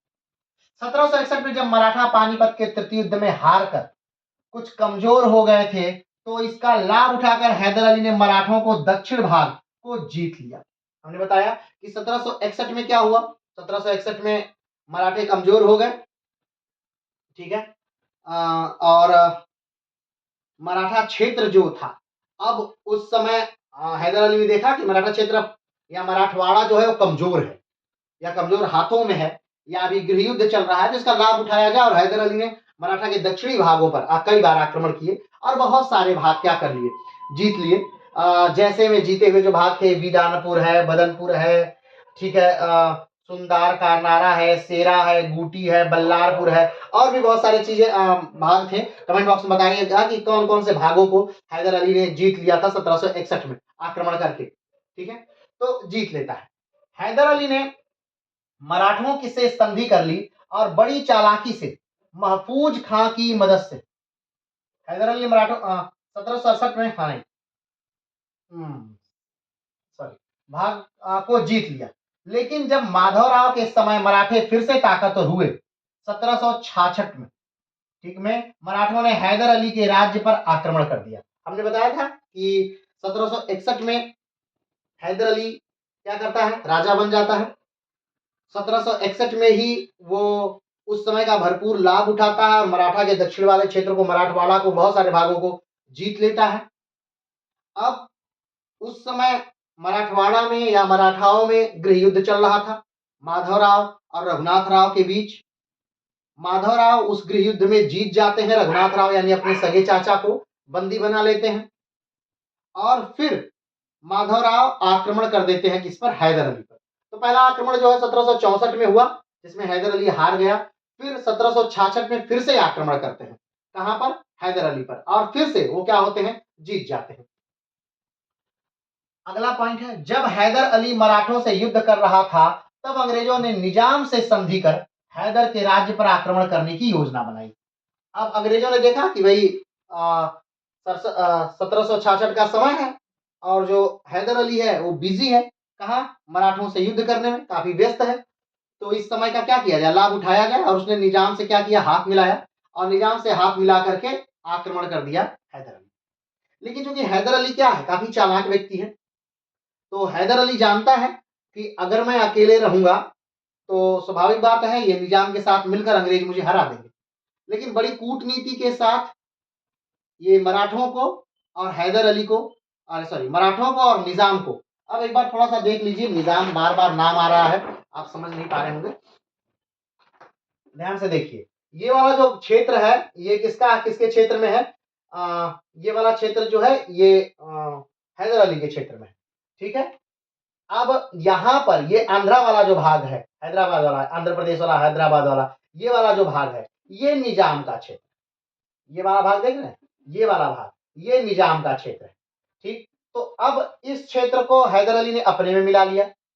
यहाँ ये मराठा वाला क्षेत्र है, इसको भी हैदर अली ने अपने में मिला लिया, और इन दोनों के साथ अंग्रेजों से क्या किए, वो लड़ गए। तो अंग्रेज यहाँ कमजोर पड़ गए। ठीक है, और इसलिए अंग्रेज प्रथम आंग्ल मैसूर युद्ध में क्या हो जाते हैं, हार जाते हैं। ठीक है, चलिए फिर से आते हैं इस पर, इस टॉपिक पर फिर से आते हैं। आक्रमण करने की योजना बनाई। 1667 में जनरल जोसेफ स्मिथ के नेतृत्व में। तो 1767 में उस समय कौन है जो आक्रमण करता है हैदर अली पर? तो जनरल जोसेफ स्मिथ है। ठीक है, जोसेफ स्मिथ के नेतृत्व में प्रथम आंग्ल मराठा युद्ध लड़ा गया था। तो जोसेफ स्मिथ के नेतृत्व में अंग्रेजों ने एक सेना हैदर अली के राज्य पर आक्रमण करने के लिए भेजा। इसी के साथ प्रथम आंग्ल मैसूर युद्ध प्रारंभ हो जाता है। प्रथम आंग्ल मैसूर युद्ध कब प्रारंभ हुआ? 1667 में। ध्यान रखिएगा, 1666 में जब अंग्रेजों ने देखा कि हैदर अली व्यस्त हैं मराठों के साथ लड़ने में, ठीक है, तब वो निजाम के साथ मिलकर के और हैदर अली पर आक्रमण कर देते हैं। कब? 1667 में। तो 1667 में इसी आक्रमण के साथ प्रथम आंग्ल मैसूर युद्ध प्रारंभ हो जाता है। और कौन, किसने नेतृत्व किया था सेना का अंग्रेजों में? तो जोसेफ स्मिथ हैं जिन्होंने नेतृत्व किया था। आगे बढ़ते हैं। हैदर अली ने मराठाओं से संधि कर ली। हैदर अली ने क्या किया? जिन मराठाओं से हैदर अली युद्ध कर रहा था, ध्यान दीजिए, जिन मराठाओं से हैदर अली क्या कर रहा था? युद्ध कर रहा था, उन्हीं मराठाओं से हैदर अली ने दोस्ती कर ली। जिस निजाम से हैदर अली की दुश्मनी थी, उसी निजाम से हैदर अली ने क्या कर ली? दोस्ती कर ली। ठीक है, तो जियोपॉलिटिक्स में एक बड़ा अच्छा कोट है कि यहाँ पर कोई किसी का मित्र नहीं, परमानेंट मित्र नहीं, हमेशा के लिए कोई किसी का मित्र नहीं है और हमेशा के लिए कोई किसी का शत्रु नहीं होता। ठीक है, जहां लाभ है, वो आज लाभ है आपसे तो आप मित्र हैं, और लाभ नहीं है तो शत्रु है। जहां मेरा लाभ सधे, बस वहां मित्रता खूब है। मित्रता, लाभ नहीं है मेरा आपसे तो कोई भी आप हमारे मित्र नहीं। तो वही बात है, आप देख रहे हैं कि अभी यही मराठा और हैदर अली लड़ रहे हैं, लेकिन अभी जब हैदर अली ने बहुत सारी बातों की पेशकश की, हमने बताया भी था पिछली वीडियो में कि क्या क्या हैदर अली ने देने के लिए कहा था मराठों को और क्या क्या दे रहा था मराठों को। ठीक है, वो कमेंट बॉक्स में बताइए। तो जब हैदर अली ने क्या किया, मराठों से निगोशिएशन किया, यानी कि बातें की कि भाई हम आपको इतना धन देंगे, इतना पैसा देंगे, इतना क्षेत्र देंगे, और निजाम से भी बातें की कि हम आपको इतना धन देंगे, इतना क्षेत्र देंगे, इतना पैसा देंगे। तो उसके बाद मराठे और निजाम दोनों हैदर अली के से क्या हो गए? हैदर अली की तरफ पक्ष में मिल गए और अंग्रेज क्या हो गए? अकेले हो गए। ठीक, और अंग्रेज शुरू में तो ऐसा लगा कि अंग्रेज जीत जाएंगे। शुरू में क्या लगा? अंग्रेज जीत जाएंगे, लेकिन हैदर अली, चूंकि हमने बताया पहले ही कि एक बेहतरीन कुशल सेनानायक था, तो उसने अंग्रेजों को तीनों तरफ से घेर लिया। और जो अंग्रेजों की राजधानी क्षेत्र थी, जो मद्रास उनकी राजधानी क्षेत्र थी, वहां पर क्योंकि उनके कई सेंटर थे, हमने बताया था कि कोलकाता है, मद्रास, चेन्नई है, बॉम्बे है, तो वहां मद्रास वाले क्षेत्र की बात है, तो वहां पर आक्रमण कर दिया गया। अंग्रेजों को कभी नहीं लगा था कि हैदर अली कभी मद्रास पर भी आक्रमण करेगा। उन्हें लगेगा कि हाँ, अंग्रेजों को लगा कि वो अलग अलग जगह पर युद्ध करेगा, लेकिन अंग्रेजों को ये कभी नहीं लगा कि वो मद्रास पर आक्रमण करेगा। लेकिन हैदर अली का मद्रास पर आक्रमण करना अंग्रेजों के लिए एक अचंभा था, एक घोर अचंभा वाली बात थी। तो इसकी वजह से जो अंग्रेज थे उन्होंने सरेंडर कर दिया और मद्रास की संधि हो जाती है। तो मद्रास की संधि के साथ ही 1769 में मद्रास की संधि होती है और 1769 में मद्रास की संधि के साथ ही प्रथम आंग्ल मैसूर युद्ध जो होता है वो समाप्त हो जाता है। ठीक है, चलिए आगे बढ़ते हैं। तो यहाँ पर हैदर अली ने मराठों से संधि कर ली और बड़ी चालाकी से महफूज खां की मदद से निजाम को भी अपनी तरफ मिला लिया। इससे अंग्रेज अकेले पड़ गए। ठीक है, आगे बढ़ते। हैदर अली ने पहले और दूसरे आंग्ल मैसूर युद्ध में मराठा और निजाम को अपनी तरफ मिलाकर रखा, लेकिन टीपू तृतीय और चतुर्थ आंग्ल मैसूर युद्ध में अकेला पड़ गया। हमने पहले बताया था कि जो हैदर अली है, ये बेहतरीन क्या है, एक रणनीतिकार भी है, एक बेहतरीन योद्धा भी है और एक बेहतरीन सेनानायक भी है। तो ये जानता है कि युद्ध कैसे लड़े जाते हैं। तो जब भी अंग्रेजों से ये युद्ध कर रहा है तो हमेशा मराठों को और निजाम को अपने साथ लेकर युद्ध कर रहा है। ठीक है, लेकिन जो इसका पुत्र है, तो इसी कारण, यही कारण ऐसा था कि प्रथम, पहले और द्वितीय आंग्ल मैसूर युद्ध में जो हैदर अली है, इसकी जीत होती है और अंग्रेजों की हार होती है। लेकिन जब हैदर अली की कैंसर से मृत्यु हो जाती है और इसके पुत्र ने पूरा युद्ध संभाला, टीपू सुल्तान ने पूरा युद्ध संभाला, तो टीपू सुल्तान जो है वो मराठों को और निजाम को अपने पक्ष में नहीं कर पाता है और यही टीपू के हार का सबसे बड़ा कारण होते हैं कि निजाम और मराठे दोनों अंग्रेजों से जाकर मिल जाते हैं और तीनों मिल करके टीपू पर क्या कर देते हैं, तो आक्रमण कर देते हैं और टीपू हार जाता है। हार क्या जाता है, 1799 में टीपू श्रीरंगपट्टनम के दरवाजे पर लड़ता हुआ मार दिया जाता है।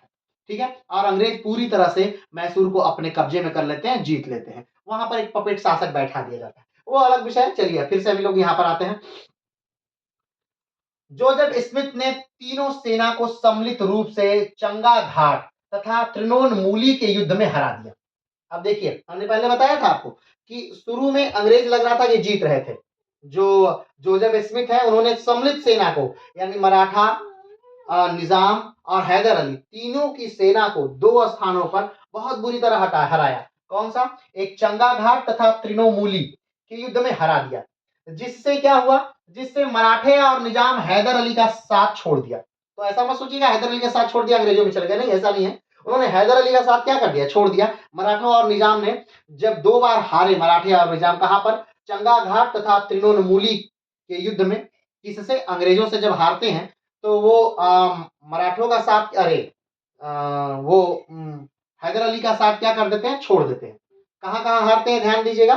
चंगा घाट और त्रिनोनमूली के युद्ध में बहुत बुरी तरह ये लोग हारते हैं। ठीक, आगे बढ़ते हैं। अंग्रेजी सेना का नेतृत्व सर जनरल स्मिथ ने किया। अंग्रेजी सेना का नेतृत्व कौन करता है? पहले ही आपने बात कर चुके हैं कि सर जनरल स्मिथ ने किया अंग्रेजी सेना का नेतृत्व। इन्होंने दो प्रांत पर कब्जा कर लिया, चंगामा जिसे चंगा घाट कहते हैं और दूसरा चिनोमोली जिसे त्रिनोमोली कहते हैं। तो इन्हीं के नेतृत्व में शुरू में अंग्रेज सेनाएं इन दोनों स्थानों पर जीती और इन दोनों स्थानों पर जीतने के बाद मराठों ने को लगा कि भाई अंग्रेजों से लड़ना बेवकूफी है और निजाम को भी लगा कि अंग्रेजों से लड़ना बेवकूफी है और उन्होंने हैदर अली का साथ छोड़ दिया कि भाई हम आपके साथ नहीं लड़ेंगे और साथ छोड़कर चले। आगे बढ़ते हैं। शुरुआत में अंग्रेजों की सेना जीतती हुई दिखी। शुरुआत में अंग्रेज क्या हुए, काफी जीत रहे थे, तो ऐसा लगा कि भाई अंग्रेज जीत जाएंगे, ठीक दिखी। लेकिन हैदर अली ने अंग्रेजों की सेना को चारों ओर से घेर लिया, जिससे अंग्रेज क्या हो गए, घबरा गए। अंग्रेजों की सेना को चारों ओर से घेर लिया और जिससे अंग्रेज क्या हो गए, घबरा गए।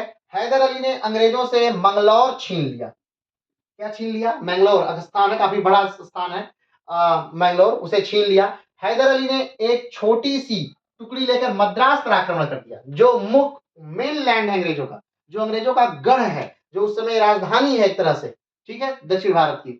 तो वहां पर अंग्रेजों पर आक्रमण कर दिया और अंग्रेजों को यह यकीन नहीं था कि कभी भी हैदर अली यहां पर आक्रमण करने की जरूरत करेगा। अंग्रेजों को लगा कि नहीं, यहां तो आक्रमण नहीं होगा, यहां पर युद्ध नहीं होगा, ये तो गढ़ है, बाहर बाहर युद्ध होगा। लेकिन हैदर अली ने एक बढ़िया रणनीति चली और उन्होंने मद्रास पर हमला कर दिया। मद्रास यानी वर्तमान का चेन्नई के नाम से जाना जाता है। चेन्नई कहाँ है आप जानते होंगे, तमिलनाडु की वर्तमान में राजधानी है, लेकिन फिर भी एक बार देख लीजिए ये कहाँ है। तो ये है तमिलनाडु, जो भारत का सबसे आखिरी राज्य है।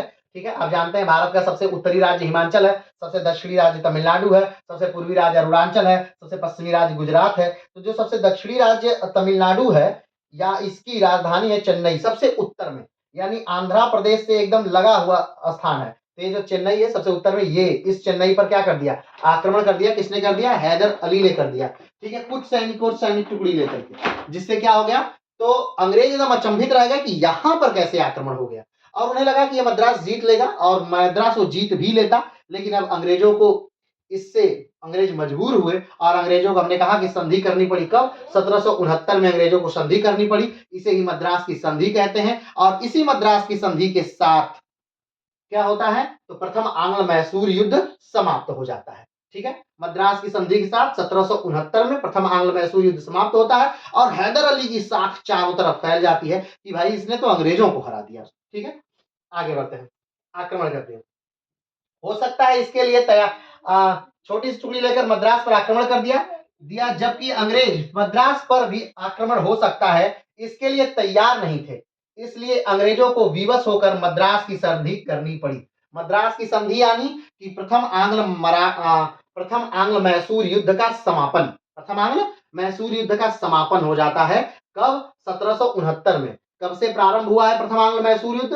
1767 से। कब खत्म हो रहा है? 1769 में। क्लियर है? चलिए अब मद्रास की संधि होती है। अब मद्रास की संधि में क्या क्या चीजें निर्धारित होती हैं, ठीक है।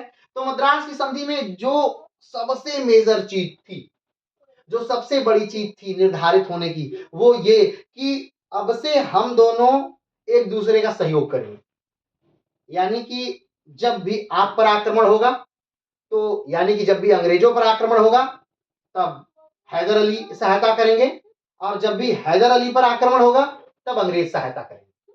दोनों एक दूसरे के लिए वचनबद्ध हो गए कि हम दोनों एक दूसरे की क्या करेंगे, सहायता करेंगे। ये सबसे प्रमुख बात, सबसे प्रमुख घटना थी। और क्या बात थी? अगली बात ये थी कि जो भी क्षेत्र हम दोनों ने एक दूसरे के जीते हैं, वो हम एक दूसरे को वापस कर देंगे, जैसे पहले की स्थिति में थे उसी स्थिति में आ जाएंगे। ठीक। तीसरी बात क्या थी? तीसरी बात ये थी कि जितने भी सैनिक आपने मेरे बंदी बनाए हैं और जितने भी सैनिक मैंने आपके बंदी बनाए हैं, दोनों तरफ से सैनिकों का क्या हो जाएगा, आदान प्रदान हो जाएगा। क्लियर है? ठीक। तो ये प्रमुख प्रमुख बातें थी। आइए उन बातों को अच्छे से देख लेते हैं। इस तो मद्रास की संधि कब होती है? तो 4 अप्रैल 1769 को होती है। 4 अप्रैल 1769 को मद्रास की संधि होती है। किसके किसके बीच होती है? तो मैसूर और अंग्रेजों के बीच होती है, यानी मैसूर राज्य और कंपनी के बीच होती है। इस संधि के तहत दोनों एक दूसरे को जीते हुए भाग को वापिस करते हैं। ठीक है। अंग्रेजों ने जो भाग मैसूर का जीता था वो मैसूर को दे दिया, और मैसूर ने जो भाग अंग्रेजों का जीता था वो अंग्रेजों को वापस कर दिया गया। ठीक है। यानी जिस स्थिति में थे पहले की स्थिति में, उसी स्थिति में दोनों सेनाएं बरकरार रहेंगी। आगे दोनों तरफ से बंदी बनाए हुए सैनिकों का आदान प्रदान हुआ। यानी अंग्रेजों ने जो मैसूर के सैनिक बंदी बनाए थे, अंग्रेजों ने मैसूर को दे दिए, और मैसूर ने जो सैनिक अंग्रेजों के बंदी बनाए थे वो अंग्रेजों को दे दिए। अगला, इसके बाद अगर कोई दूसरा इन पर आक्रमण करता है तो दोनों एक दूसरे की मदद करेंगे।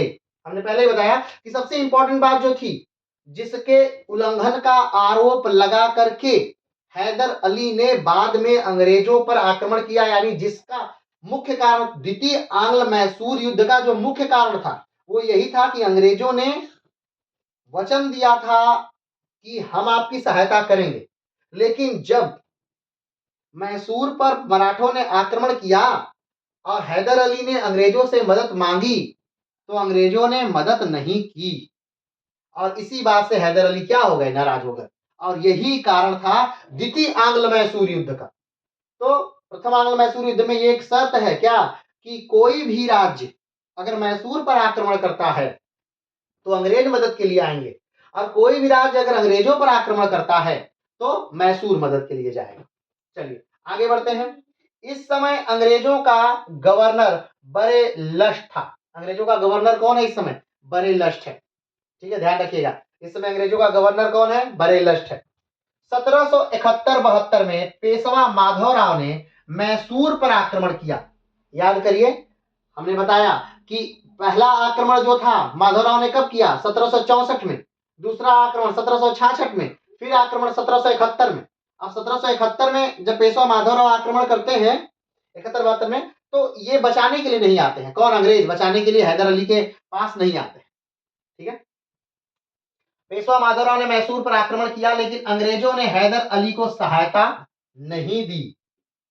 मद्रास की संधि के अनुसार अंग्रेजों को युद्ध का हर्जाना देना पड़ा।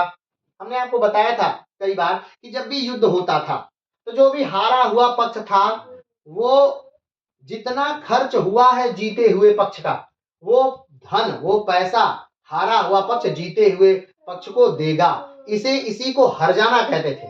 ठीक है, युद्ध का हर्जाना, यानी मेरा युद्ध करने में जितना पैसा लगा उस पैसे को आप क्या करिए, वापिस करिए, दीजिए। ये युद्ध का क्या है? हर्जाना। तो अंग्रेजों ने क्या दिया था? युद्ध का हर्जाना दिया था। किसको? तो हैदर अली को युद्ध का हर्जाना दिया था, हर्जाना देना पड़ा। इसका कारण यह कि अंग्रेज प्रथम आंग्ल मराठा युद्ध में हार गए थे। अगर यहाँ पर एक बात निष्कर्ष, चूंकि हाँ कई आंग्ल मराठा युद्ध ऐसे भी हैं जिसका कोई निर्णय नहीं था कि कौन जीता, क्योंकि कुछ क्षेत्र अंग्रेजों के कब्जे में हो गए, कुछ क्षेत्र हैदर अली के कब्जे में हो गए, तो कौन जीता कौन नहीं जीता पता नहीं चला। लेकिन प्रथम आंग्ल मैसूर युद्ध जो है वो एकदम कंफर्म है कि वो किसने जीता था, तो हैदर अली ने जीता था। क्यों? क्योंकि अंग्रेजों ने हरजाना दिया और हरजाना हमेशा हारा हुआ पक्ष ही देता था। ठीक है, आगे बढ़ते हैं। मद्रास की संधि के साथ प्रथम आंग्ल मैसूर युद्ध समाप्त हो गया। एक तरफ मद्रास की संधि होती है और उसी के साथ प्रथम आंग्ल मैसूर युद्ध समाप्त हो जाता है। प्रथम आंग्ल मैसूर युद्ध कब शुरू हुआ था? 1767 से शुरू हुआ था। किसके किसके बीच हुआ था?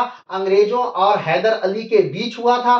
कब से कब तक चला? तो 1767 से लेकर 1769 तक चला। कौन कौन एक पक्ष में था? तो हैदर अली, मराठे और निजाम एक पक्ष में थे। बाद में मराठे और निजाम बाहर हुए, लेकिन हैदर अली ने क्या किया? विजय किया। किस संधि से प्रथम आंग्ल मैसूर युद्ध रुका? तो मद्रास की संधि से प्रथम आंग्ल मैसूर युद्ध रुका। मद्रास में संधि क्यों हुई? क्योंकि हैदर अली की जो सेना थी वो मद्रास में घुस गई थी, वो मद्रास को जीतने ही वाली थी, इसलिए अंग्रेजों को मजबूरन ये संधि करनी पड़ी, जिसे मद्रास की क्या कहते हैं? संधि के नाम से जानते हैं। चलिए आगे बढ़ते हैं। मद्रास की संधि में अंग्रेजों की तरफ से लॉर्ड हैरी वरेलस्ट ने और मैसूर की तरफ से हैदर अली ने हस्ताक्षर किया। तो जो मैसूर की संधि हुई, अरे हाँ सॉरी, हैदराबाद, अरे जो मद्रास की संधि हुई, इस मद्रास की संधि में अंग्रेजों की तरफ से किसने सिग्नेचर किया? तो वरेलस्ट ने सिग्नेचर किया। ठीक, और मराठा की तरफ से किसने सिग्नेचर किया? तो हैदर अली ने सिग्नेचर किया। लेकिन ध्यान रखिएगा, इस मद्रास की संधि को अंग्रेज ऐवे ही तोड़ देंगे, क्योंकि इस संधि की वैल्यू अंग्रेजों की नजर में नहीं है, क्योंकि जब भी अंग्रेज हारते हैं तो उस हार की वैल्यू नहीं रखते, यानी उस संधि को याद नहीं रखते। ठीक है, ये अंग्रेजों का नेचर है। चलिए आगे बढ़ते हैं। प्रथम आंग्ल मैसूर युद्ध में हैदर अली की सेना मद्रास में घुस आई थी और मद्रास को जीतने ही वाली थी। ठीक है, प्रथम आंग्ल मैसूर युद्ध में हैदर अली की जो सेना है वो मद्रास में क्या हो गई है? घुस आई है, वर्तमान चेन्नई में। ठीक है, घुस आई है और वो जीत ही जाते, लेकिन वो हैदर अली के सामने अंग्रेजों ने घुटने टेक दिए और उन्होंने संधि की बात प्रारंभ कर दी। इसलिए प्रथम आंग्ल मैसूर युद्ध जो हुआ वो समाप्त हुआ। तो फिर से एक बार इसको देख लेते हैं कि हैदर अली 1761 में राजा बनते हैं और अपने पूरे साम्राज्य को बहुत बारीकी से और अच्छे से चलाते हुए, उस समय का भरपूर लाभ उठाते हुए उस क्षेत्रों को जीतते हैं, लेकिन अंग्रेजों से उनको लोहा लेना पड़ता है और 1767 में अंग्रेजों से प्रथम आंग्ल मैसूर युद्ध होता है। इस प्रथम आंग्ल मैसूर युद्ध को काफी बेहतरीन ढंग से लड़ते हुए हैदर अली क्या करते हैं? जीतते हैं। 1769 में इसका एक तरह से रिजल्ट आता है और प्रथम आंग्ल मैसूर युद्ध की समाप्ति मद्रास की संधि से होती है और मद्रास की जो संधि है उससे प्रथम आंग्ल मैसूर युद्ध समाप्त हो जाता है। प्रथम आंग्ल मैसूर युद्ध में मराठा, निजाम और हैदर अली, ये तीनों एक साथ अंग्रेजों के खिलाफ लड़ते हैं और यही अंग्रेजों की हार का मुख्य कारण बनता है। ठीक है, तो आज के लिए इतना ही। प्रथम आंग्ल मैसूर युद्ध ही अगले वीडियो में हम फिर से लेकर के आएंगे। द्वितीय आंग्ल मैसूर युद्ध क्यों हुआ, क्या कारण था, फिर तृतीय युद्ध आंग्ल मैसूर युद्ध क्या हुआ, क्या कारण था, और फिर चतुर्थ आंग्ल मैसूर युद्ध, और जिसके साथ ही ये मैसूर साम्राज्य क्या होगा? समाप्त हो जाएगा। तो आज के लिए इतना ही, फिर मिलते हैं एक नए वीडियो में। तब तक के लिए नमस्कार, धन्यवाद, जय हिंद।